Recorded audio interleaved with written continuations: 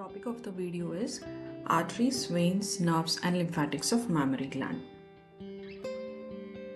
Arteries supplying are internal thoracic axillary artery, posterior intercostal arteries.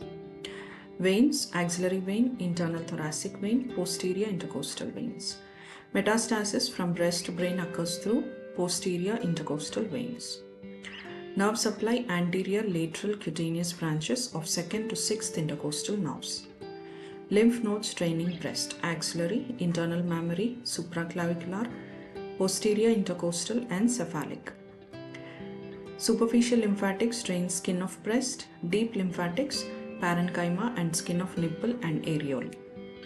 Lymph nodes draining quadrants, lateral, anterior axillary, medial internal mammary, lower lateral, posterior intercostal, lower medial subdiaphragmatic and subperitoneal lymph plexus, and deep surface by apical axillary lymph nodes.